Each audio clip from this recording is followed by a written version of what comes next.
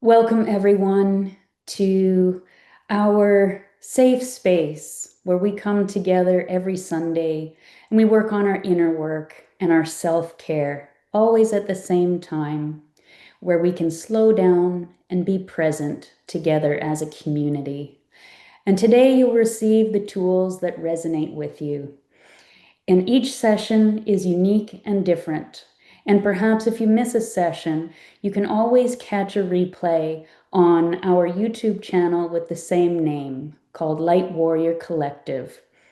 And today it is my pleasure to introduce you Renate Stein, who has shown up consistently with positivity, resilience, and Renate, you are such a blessing to have in our community. And she will share with us today her epic journey home to the heart, which I believe is your first engagement, speaking engagement. We are honored to have you here. Renate, thank you. We are all yours. Oh my goodness, I'm so excited. And I want to thank you first thing that you gave me the space here, this safe space for my first public speak, the first official one. I had public appearance on stage last year already, but that was so spontaneously. Basically, I was pushed by the universe towards the stage to share. And what the universe wanted me to share is my vision that was just crafted a few days before that event, um, giving my vision the name Global Heart Soul Network. So that is basically the path I'm on. And I would say it is the third part of my epic journey with the heart. And the first part started, like for many people, in the lockdown. So in April 2020, I was sitting where I'm sitting right now on my beautiful veranda in my little bungalow in Khao Lak in southwest, on the southwest coast of Thailand. And I am working with tourists. And from one day to the next, they shut Thailand down completely. All the guests had to go home, even though they had booked and paid already for tours. We were all prepared to delivering these tours, and we had to stop that. 22nd of March. Now, that was a sudden shift. Um, so I was sitting here, no income. Most of my friends working here, they left, and I'm living by myself. So I basically was forced to do a lot of inner work, not to go crazy. Um, I mean, I started with Louise L. Hay 40 years ago. Um, and I was following her and having her books still with me. Some of the rare personal development books I have in German. And it's traveling with me wherever I am. You Can Heal Your Body is with me. That was my first personal development book. And I did a few things in these 40 years to follow with that. I did school for natural medicine, what involved meditation, plant healing, other forms of natural healing, um, yoga and Tai Chi and Qigong. And I do that. I do some of these practices for quite a while. The one I'm most persistent with is Qigong. and reading and listening. Um, but it was intensified during the lockdown 5.5 years ago. So to keep myself sane, I just made sure I had internet all the time, that my computer was working, that my phone was working, and that I had my little scooter working and gasoline so I could go to the beach every day and doing Joe Dispenza walking meditations. And actually, today I went down to the beach because today is a very special day. Today is the second anniversary of my rebirth. Um, After an accident I had 2 years ago. And that is part two of the story. So the first part started by me doing walking meditations for 1.5 to 2 hours every single day. And Joe Dispenza has something very beautiful that is called stepping into your new future. So I was walking that beach one day in April, doing my vision how I would desire my future life to be. And I had a wonderful vision, and all of a sudden, I had a mind monkey sitting on my shoulder. Sometimes they are whispering in your ear. This one sounded like he had a megaphone, and it was literally yelling into my ear, "You losing it? You are insane. Get real. Look at where you are. You are too old for a new start. No one in your family had a life that you are visualizing, so get real." And I thought, this is the last thing I need in this situation is a mind monkey. Because when you allow one to be there, they usually like to get company. So I didn't want to have a second one on my other shoulder. So I did something what I never did before in this boldness and in that clarity. And that was an urgent request to the universe.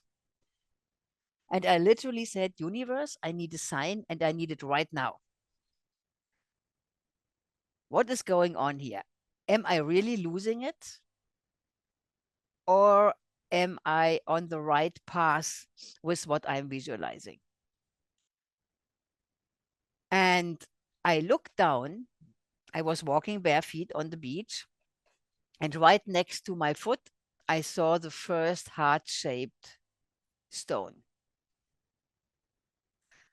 So I took that one and I said, "Okay, thank you, universe. I take that as a sign. And I will take hearts as a sign that I'm on the right path." And the universe keep sending me hearts. Right now, I have hundreds of hearts sitting around me here. And I'm collecting them since. And what is not collectible, I take photos. I see hearts in the clouds, in nature, in leaves, in garbage. I'm doing a lot of garbage collection on the beach, and I found plastic hearts and styrofoam hearts and other foam hearts, and it's amazing. And when I'm at home, the hearts find me. Me cutting veggies or fruits, and off fall the hearts. My plants give me hearts. It's amazing.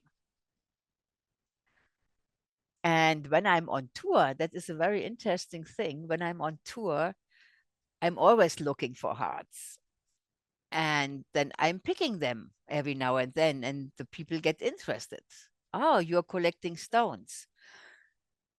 And I say, "Well, not any stones, although my family name is Stone. So I'm collecting stones and pebbles since I'm a little girl.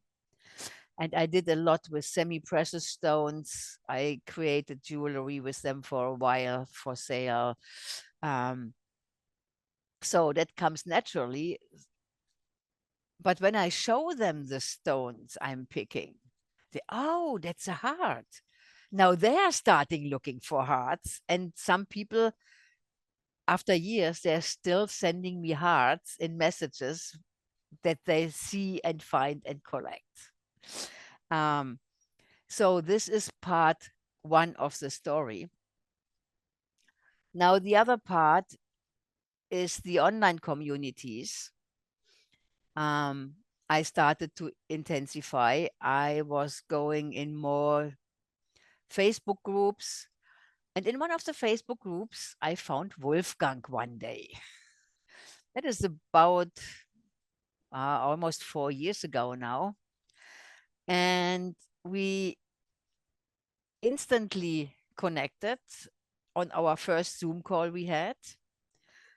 Um, I liked the comment he did in that group. So I told him that. I checked his profile. I said, oh, a breathing therapist. Interesting. German speaker. Also interesting. Um, so we connected and we started breathing. So I started breathing with Wolfgang pretty much from the beginning. And we have the same name almost. That is another thing what I was realizing very soon. I'm Stein, he is Steiner. And a little side note with names, Sarat, our friend who was organizing the Soul Fest, on one of our last talking circles between the three of us, we found out that Sarat's Nepalese family name also means stone. So there is something with stones in the air. Um, so Wolfgang introduced me not only to the breathing, what I'm doing since with consistency, and what basically changed a lot in my life. We are doing more stuff together in the health sector, um, and we're doing masterminding together a lot. Mind Valley is a connection. I'm still a Mind Valley member. So there is a lot of similarities. But the breathing, I feel, is the foundation to all of that. That changed so much into my life. And when Wolfgang introduced me to the being movement 2.5 years ago, the ultimate coach being movement, that is what basically kicked my life upside down.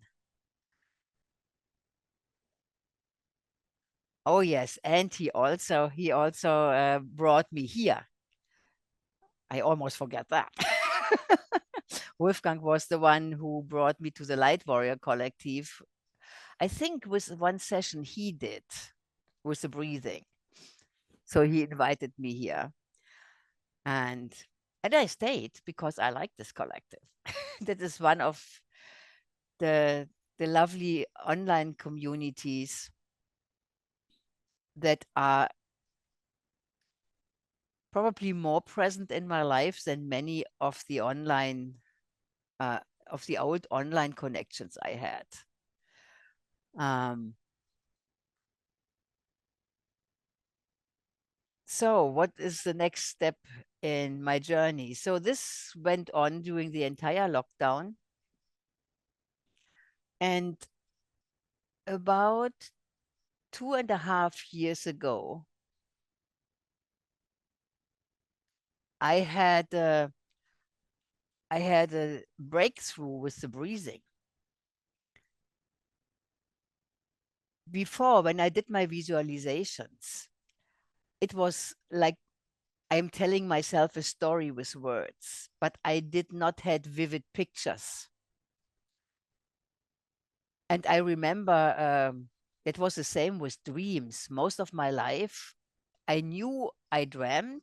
I had some feelings. I had some wake pictures, but I never had these lucid, vivid dreams other people were talking about. And in one of the breathing sessions, I actually had a very vivid picture, like 3D movie. That was so surprising for myself. And since I had a few more, so it's easier for me now to see pictures in my visions. And one of the visions I had during a breathing session was me seeing my heart, the organ heart, not this symbol we are using, but the real organ. It was red in color, like it is, but it had a wall, a brick wall around. You know these old-fashioned brick stones they make from red clay, and when they age, they turn green from all the moss. So my heart had a brick stone wall around, and it was green, so it was an old wall. And I knew instantly that I built this wall myself probably 60 years ago. Yeah, as a kid to protect my heart because I was a very emotional kid. And in our family, we don't speak about emotions and you don't show emotions, especially not as a kid. So I had to protect my heart. Um, the interesting thing was the wall was half down already. And I knew also that I took the bricks that were missing on that wall, I took them down during my my path of self development and building more confidence and working with the old wounds. I was able to took down half of this wall already. And what I also knew is what I did with these bricks.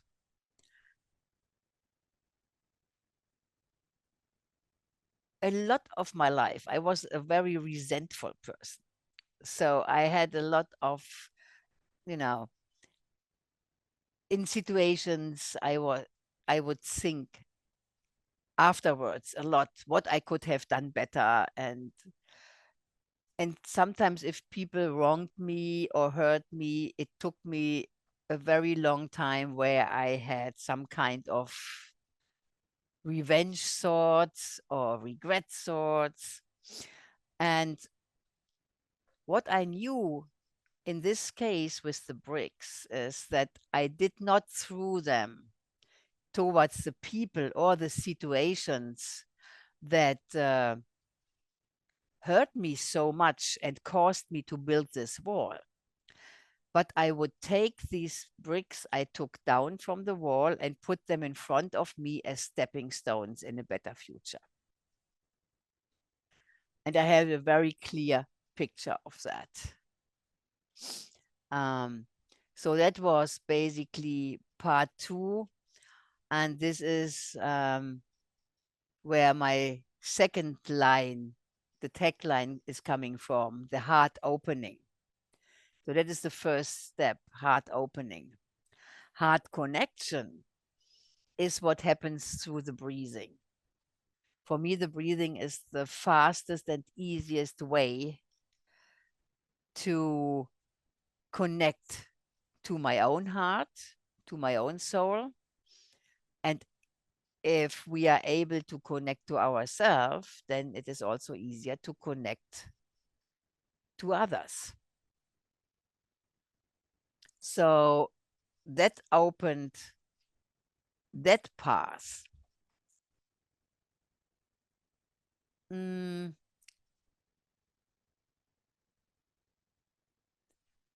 Now, the real breakthrough happened 2 years ago. A day after my 66th birthday, what is on the 5th. On the 6th of July, I had a quick run to the market and I was not fully present. I was looking in front of me instead of looking right where my feet were going. I stumbled and I fall into my parked motorbike and broke my arm. And that was less than 4 weeks before I planned to go on a 2 month Europe trip where I would meet Wolfgang for the first time in Wales for the first Room 509 breathing weekend in person. And there were a few other events planned within these 2 months. And I was sitting there with a broken arm. Um, and all these paradigms in mind. Old bones don't heal fast, and you can't do that. Forget about the trip and all that kind of stuff. So I organized uh, that an ambulance picked me up, and I know some of the guys they operate ambulances here locally. So I called my friend Stefan and said, "Okay, Stefan, I need an ambulance, and I need it now." So he came personally, and he also personally made sure that my motorbike came home because I ended up in hospital for the next week. Um, but what happened first? That was the part what I call heart transformation. I They always bring us first into our local Andaman hub, what is the local emergency room. Not the best reputation. On that day, they even didn't have an X-ray machine available. And the first thing I had to do is sorting out finances. I was in that emergency room for 6 hours. No medication, no painkillers, no treatment at all till you have the finances set. And I thought that is easy because I thought I have a very good insurance for my accidents. It turned out the insurance is good if you look at the year cover. If you look at the cover per case, it's more lousy. So it turned out I can't go to the good international hospital in Phuket. I would have to go to the district hospital in our district capital. And for like 3 hours, I was like hands and feet like this. This is the last thing where I want to be, especially for a surgery. So I tried everything, but they told me, yes, if you put the same amount of money on the table right now, then we can bring you to there. And this amount would have been like 5,000 euros. And I didn't have that at hand. So I had to make somehow I have to come to the agreement, to the surrendering that I had to go into that district hospital. Now, at one point, after 3 hours, I was so tired about the situation and about myself that I set myself down, kicked myself in my butt, and said, Renate, you have so many tools. Maybe you should start using them right now. So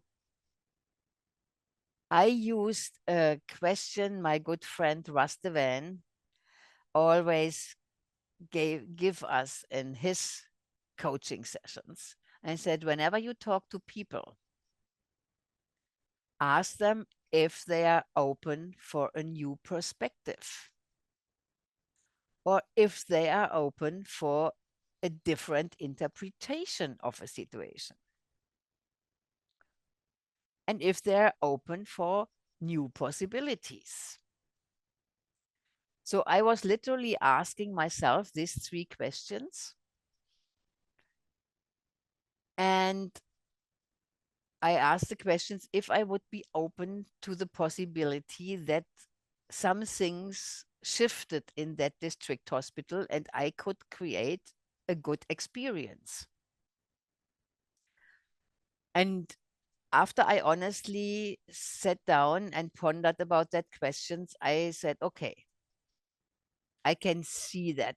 So I answered the questions with yes. And once I did that, I just pulled out my headphones, plugged them into my phone, pulled up a meditation, did a meditation and some deep breathing.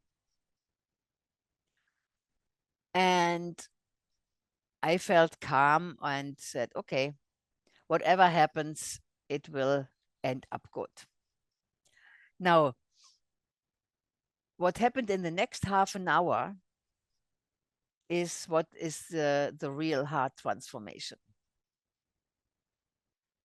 It is an emergency room. So after 3.5 hours, me being there, still with no painkillers, a family with a crying baby came into the room. Now, for many people, that would not be a big issue. I am extreme hearing sensitive, especially when it comes to high frequencies. And a crying baby is definitely falling in that category.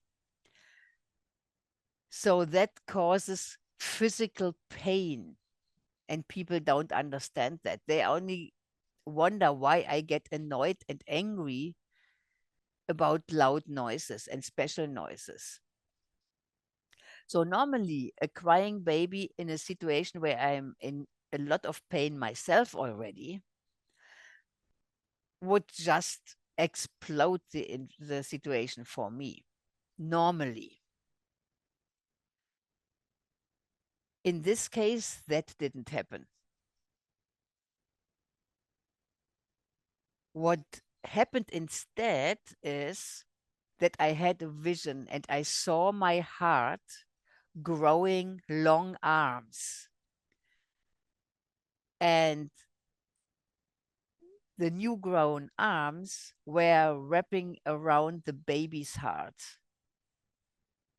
calming the baby down. And I heard my heart whispering, everything is good. I still get goosebumps when I'm telling the story after 2 years. And the baby calmed down, and the peace came straight back to myself. And that was the breakthrough. I knew instantly that this situation was the reason that I was in that emergency room for so long. Without that accident and being in that room for so long, I would not have this transformational experience. And that was the accident all about. And I'm very sure, because I had this insight why I had that accident, that I had a miraculous, fast, and easy healing. Until today, I have no problems whatsoever. I still have all the metal inside, but I have no problems with it. I didn't lose any muscles. all the things people say with 66 years old bones and muscles would happen wasn't happening for me. And in that situation, that was basically the breakthrough when everything started moving. All of a sudden, they told me, oh, the ambulance is on the way. It takes about half an hour from the district capital to come down. I got a drip with some hydration and painkillers. I was able to joke around with the staff, also on the half-hour drive to the hospital with the two nurses coming. And the funny thing is, when we came to the district hospital, it was a full emergency room again. And I thought, oh, that can take a while. And my heart just started doing the same work with all the patients that were waiting there. There were a lot of old people, and a lot of them, I could feel they were very disorientated. They were confused. They were in pain. They were frustrated, like this little baby in the first emergency room. And I could feel all these emotions. And my heart just started working. It was amazing. And within an hour, it was all sorted out. At 1:30 in the night, I had my bed. Interesting experience. An open ward with 24 beds. I'm the only foreigner there, the only one that had not any friend or family member being there, sleeping next to the bed in the night, and bringing everything what the patient needs. Um, and since I decided to create a good experience, I really had a very good experience. I had a very easygoing surgery.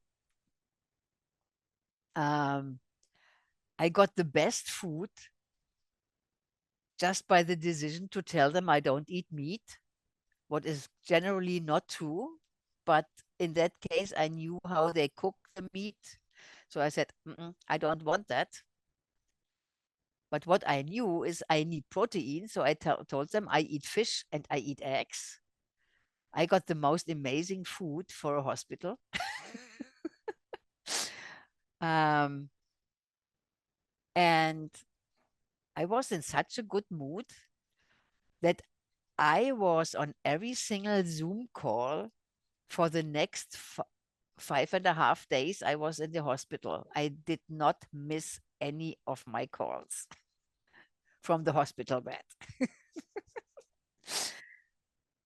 And I was on my 2 months Europe trip 4 weeks later. Or by the time I was released from the hospital, it was only 3 weeks left. So that was the heart opening, the heart connection, the heart transformation. And the last part, the initial vision, I got also during a breathing session with Wolfgang. When I was sitting here, still the arm in the sling, in the breathing session, I was packing my suitcase for my trip. And I had really vivid pictures. I saw every single piece of clothes. So 2 weeks later, it was very easy when it came to the packing. I knew already what is supposed to be in there. And all the details. Don't forget the charging cables. Oh, you go to the UK, make sure you have your adapter and all these little things.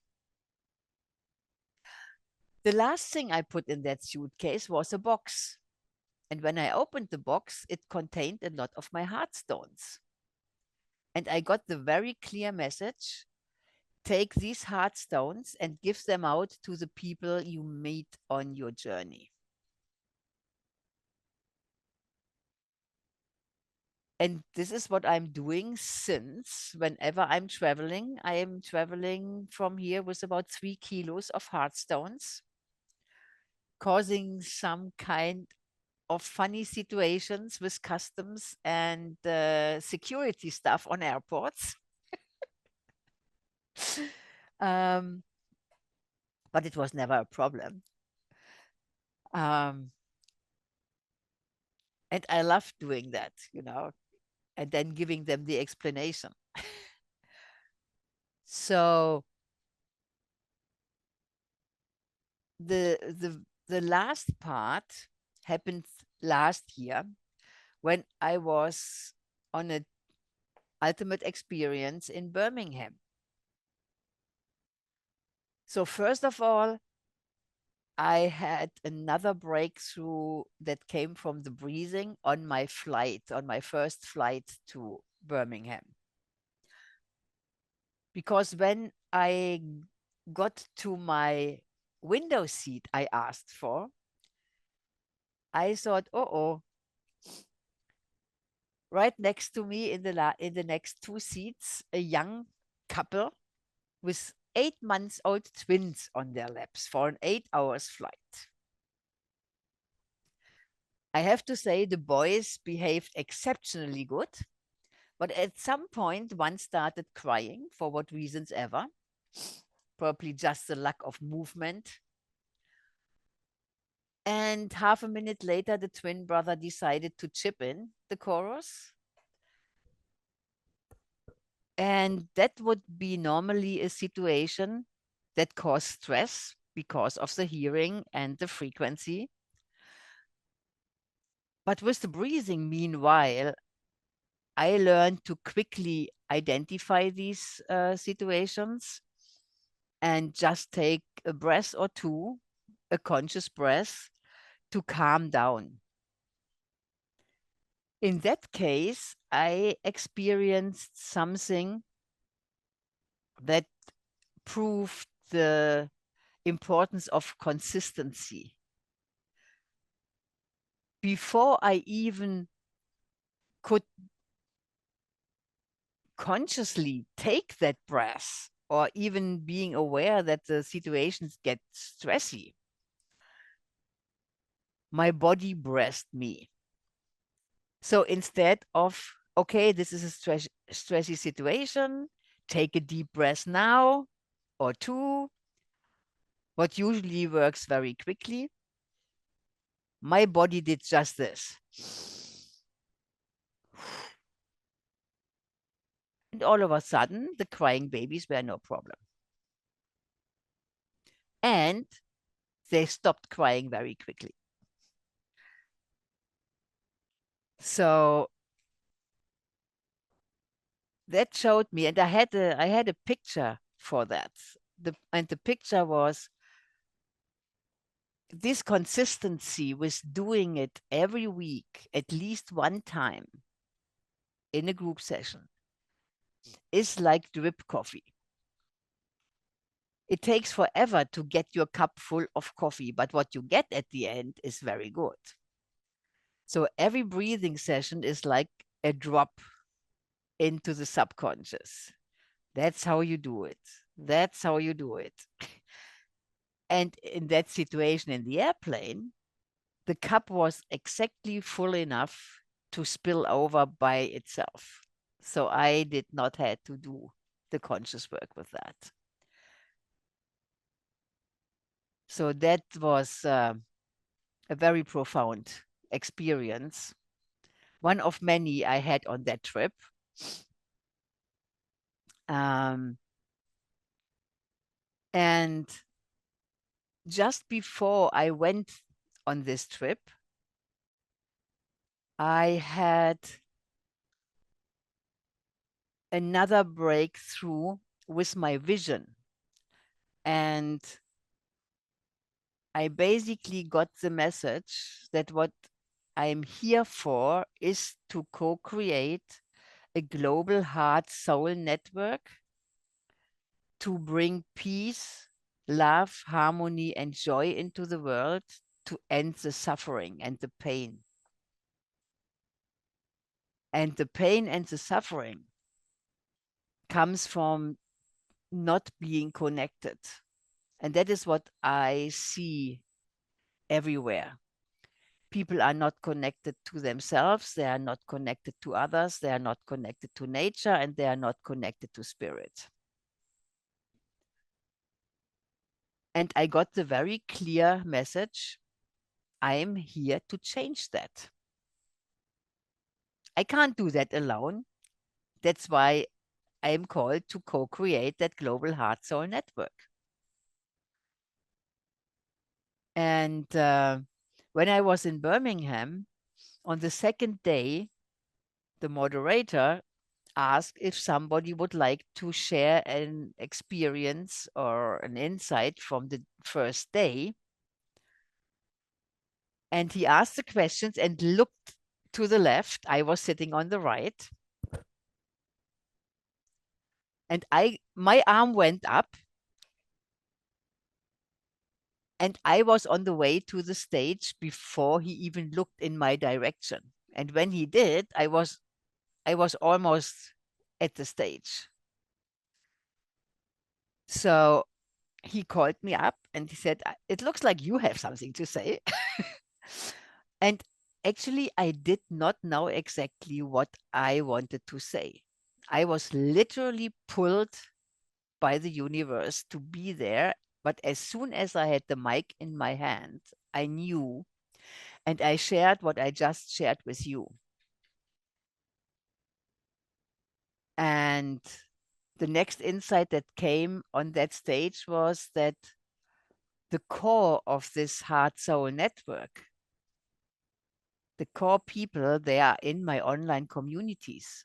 They're in the being movement, they're in Noble Goldman, our mastermind platform, and they are here. And not too long ago, I had the funny insight, it never occurred to me before, that my little stones I'm giving out, that they're like a membership card. And there are a few people now worldwide that carry some of my membership cards. And I'm called to travel around and hand out more of these. That is part of my mission, part of my vision. And the good thing is, I love traveling. So that is where I am right now. And now you know how I got where I am. And I'm damn happy that this is recorded because I know already I have to put this in a book. And this can be the wonderful foundation for it. Because I don't know if I ever told the entire four-piece story in one setting. So thank you so much for listening to me and to be part of my epic journey. I love you all. Thank you.